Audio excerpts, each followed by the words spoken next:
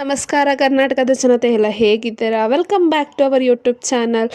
ಗೃಹಲಕ್ಷ್ಮಿ ಯೋಜನೆ 15ನೇ ಕಂತಿನ ಬಗ್ಗೆ ಒಂದು ಮಾಹಿತಿ ಇದೆ. ಆ ಮಾಹಿತಿನ ನಿಮಗೆ ನಾನು ತಿಳಿಸ್ಕೊಡ್ಬೇಕು.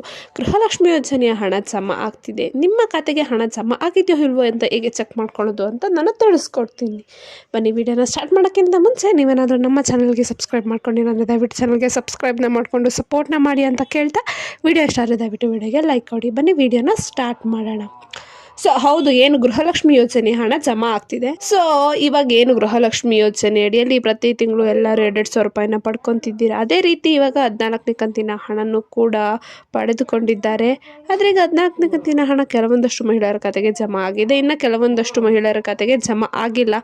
ಅಂಥವರು ಜಮಾ ಆಗಿದೆಯೋ ಇಲ್ವೋ ಎಂಬುದನ್ನು ಹೇಗೆ ತಿಳ್ಕೊಬೇಕಂತಾನೆ ಈ ವಿಡಿಯೋದಲ್ಲಿ ಡೀಟೇಲ್ ಆಗಿ ತಿಳಿಸ್ಕೊಡ್ತೀನಿ. ಸ್ನೇಹಿತರೆ, ಈಗ ಆಲ್ರೆಡಿ ನಿಮ್ಗೆ ಎಲ್ಲರಿಗೂ ತಿಳಿದಿರುವಂತೆ ಗೃಹಲಕ್ಷ್ಮಿ ಯೋಜನೆ 15ನೇ ಕಂತಿನ ಹಣ ಎಲ್ಲ ಮಹಿಳೆಯರ ಖಾತೆಗೂ ಈಗ ಆಲ್ರೆಡಿ ಜಮಾ ಆಗಿದೆ. ನಿಮ್ಮ ಖಾತೆಗೂ ಕೂಡ ಹಣ ಜಮಾ ಆಗಿದೆ ಇಲ್ಲವೇ ಎಂಬುದನ್ನು ನೀವು ತಿಳಿಬೇಕಂದ್ರೆ ಒಂದು 2 ವಿಧಾನದಲ್ಲಿ ನೀವು ಚೆಕ್ ಮಾಡ್ಕೋಬೋದು. ಒಂದು, ನೀವು ಡೈರೆಕ್ಟಾಗಿ ಬ್ಯಾಂಕಿಗೆ ಹೋಗಿ ನಿಮ್ಮ ಪಾಸ್ಬುಕ್ಕನ್ನು ಎಂಟ್ರಿ ಮಾಡಿಸ್ಕೊಂಡು ಬ್ಯಾಂಕ್ ಸಿಬ್ಬಂದಿಗಳ ಹತ್ರ ಕೇಳ್ಬೋದು, ನಿಮಗೆ ಹಣ ಬಂದಿದೆಯೋ ಇಲ್ವೋ ಅಂತ ಅವರು ತಿಳಿಸ್ಕೊಡ್ತಾರೆ. ಇಲ್ಲ ನಿಮಗೆ ಬ್ಯಾಂಕಿಗೆ ಹೋಗೋಕ್ಕಾಗಲ್ಲ ಅಂತ ಹೇಳಿದ್ರೆ ಮನೆಯಲ್ಲೇ ಕೂತು ನಿಮ್ಮ ಒಂದು ಮೊಬೈಲ್ ನಂಬರು ಮತ್ತು ನಿಮ್ಮ ಒಂದು ಆಧಾರ್ ಕಾರ್ಡ್ ನಂಬರಿಂದ ಚೆಕ್ ಮಾಡ್ಕೋಬೋದು. ಸಿಂಪಲ್ಲು ಏನಪ್ಪ ಅಂದರೆ, ನೀವು DBT ಕರ್ನಾಟಕ ಅಪ್ಲಿಕೇಶನ್ನ ಇನ್ಸ್ಟಾಲ್ ಮಾಡಿಕೊಂಡು ನೀವು ಹಣ ಬಂದಿದೆಯಲ್ವೋ ಅಂತ ಚೆಕ್ ಮಾಡ್ಕೋಬೋದು. ನಾನು ಹೇಗೆ ಇನ್ಸ್ಟಾಲ್ನ ಮಾಡ್ಕೊಂಡು ಹೇಗೆ MP ಕ್ರಿಯೇಟ್ ಮಾಡಬೇಕು, ಹೇಗೆ ಹಣ ನೋಡಬೇಕಂತ ಒಂದು ಡೀಟೇಲ್ ವಿಡಿಯೋ ಮಾಡಿ ಹಾಕಿದ್ದೀನಿ. ಆ ವಿಡಿಯೋ ನೋಡಿಲ್ಲ ಅಂದರೆ ದಯವಿಟ್ಟು ವಿಡಿಯೋನ ನೋಡಿ, ನಮ್ಮ ಚಾನಲಲ್ಲಿ ಅಪ್ಲೋಡ್ ಮಾಡಿದ್ದೆ. ಕೆಲವೊಂದಷ್ಟು ಜನ ಕಮೆಂಟ್ ಹಾಕ್ತಿದ್ರೆ ನಮಗೆ ಇನ್ನೂ 14ನೇ ಕಂತಿನ ಹಣ ಬಂದಿಲ್ಲ, 13ನೇ ಕಂತಿನ ಹಣ ಬಂದಿಲ್ಲ ಅಂತ. ವರಿ ಮಾಡ್ಕೊಳ್ಳೋದು ಬೇಡ, ಎಲ್ಲರಿಗೂ ಹಣನ ಹಾಕ್ತಾರೆ. ಏನಪ್ಪ ಅಂದ್ರೆ ಒಂದಷ್ಟು ಸಮಸ್ಯೆ ಆಗಿತ್ತು, ರೇಷನ್ ಕಾರ್ಡ್ನ ರದ್ದು ಮಾಡ್ತಿದ್ರು. ಆ ಕಾರಣದಿಂದಾಗಿ ಮತ್ತೆ ಏನು 13 ಮತ್ತು 14ನೇ ಕಂತಿನ ಹಣನ ಸ್ವಲ್ಪ ತಡವಾಗಿ ಹಾಕ್ತಿದ್ದಾರೆ.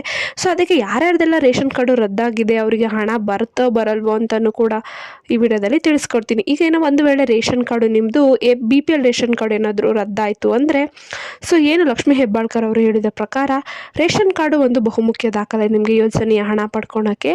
ಸದ್ಯಕ್ಕೆ ಅವರು ಹಣನ ನಿಮಗೆ ಹಾಕೋದು ಸ್ಟಾಪ್ ಮಾಡಲ್ವಂತೆ, ಹಣನ ಹಾಕ್ತಿರ್ತಾರಂತ. ಗೃಹಲಕ್ಷ್ಮಿ ಯೋಜನೆಯಿಂದ ಯಾರನ್ನೂ ವಂಚಿತರು ಮಾಡಲ್ವಂತೆ ಅಂತ ಲಕ್ಷ್ಮೀ ಹೆಬ್ಬಾಳ್ಕರ್ ಅವರು ತಿಳಿಸಿದ್ದಾರೆ.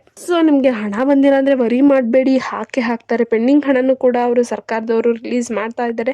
ನಾನು ತಿಳಿಸ್ಕೊಟ್ಟಿದ್ದೀನಿ ಯಾವ ಜಿಲ್ಲೆಗೆ ಪೆಂಡಿಂಗ್ ಹಣನೂ ಕೂಡ ರಿಲೀಸ್ ಆಗ್ತಾ ಇದೆ ಅಂತ. ಇದೇ ರೀತಿ ಗೃಹಲಕ್ಷ್ಮಿ ಯೋಜನೆ ಅಥವಾ ಯಾವುದೇ ಯೋಜನೆ ಮಾಹಿತಿ ಬೇಕಂದರೆ ನಮ್ಮ ಚಾನಲ್ಗೆ ಸಬ್ಸ್ಕ್ರೈಬ್ನ ಮಾಡಿಕೊಂಡು ಸಪೋರ್ಟ್ನ ಮಾಡಿ ಅಂತ ಕೇಳ್ತಾ, ವಿಡಿಯೋ ಇಷ್ಟ ಆದರೆ ದಯವಿಟ್ಟು ವಿಡಿಯೋಗೆ ಲೈಕ್ ಕೊಡಿ, ಸಪೋರ್ಟ್ನ ಮಾಡಿ ಅಂತ ಕೇಳ್ತಾ ಧನ್ಯವಾದಗಳು.